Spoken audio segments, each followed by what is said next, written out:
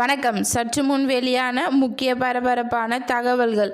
சென்னையில் இன்னைக்கும் மழை பெய்யும், கோவை நீலகிரியில் கனமழை, வானிலை ஆய்வு மையம் எச்சரிக்கை தகவல். இதை பற்றி தகவல்களை தான் இந்த வீடியோவில் பார்க்க போகிறோம். கீழே இருக்கிற ரெட் கலர் பட்டனை கிளிக் பண்ணி சப்ஸ்கிரைப் பண்ணிக்கோங்க. பக்கத்தில் இருக்கிற பெல் ஐக்கானையும் மறக்காமல் கிளிக் பண்ணி வச்சுக்கோங்க. அப்போ தான் நான் ரெகுலராக வீடியோ போகிறது உங்களுக்கு நோட்டிஃபிகேஷனை வந்து சேரும். வாங்க வீடியோக்குள்ளே போகலாம். மறக்காமல் லைக் பண்ணிக்கோங்க. சென்னையில் கடந்த ஜூன் 1 முதல் இன்று இரவு மொத்தம் 238.5 மில்லிமீட்டர் அளவுக்கு மழை பதிவாகி உள்ளது. நிலையில் 252 மில்லிமீட்டர் அளவிற்கு மழை பதிவாகி இருக்க வேண்டும். எனவே மழை இயல்பை விட 5% குறைவாகவே பெய்திருக்கிறது. இந்த நிலையில் சென்னையில் இன்றும் நாளையும் மழைக்கு வாய்ப்பு இருப்பதாக வானிலை ஆய்வு மையம் தெரிவித்துள்ளது.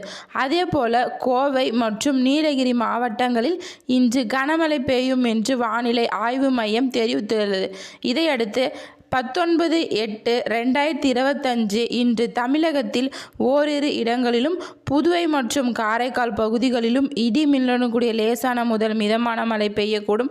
ஓரிரு இடங்களில் பலத்த தரைக்காற்று மணிக்கு 40 முதல் 50 கிலோமீட்டர் வேகத்தில் வீசக்கூடும் என்று அறிவிக்கப்பட்டுள்ளது.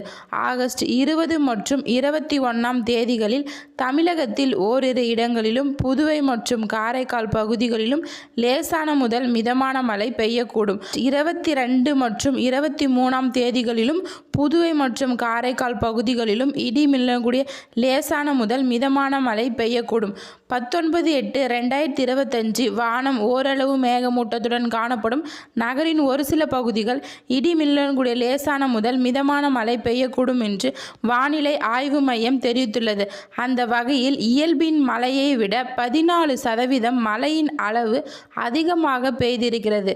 தமிழ்நாட்டில் அதிகபட்சம் திருநெல்வேலி மாவட்டத்தில் 359% இயல்பை விட மழை அதிகமாக பதிவாகியிருக்கிறது. திருநெல்வேலி இந்த காலங்களில் 48.6 மில்லிமீட்டர் மழைத்தான் இயல்பை அளவாகும். ஆனால் 222 மில்லிமீட்டர் அளவிற்கு மழை பதிவாகியிருக்கிறது.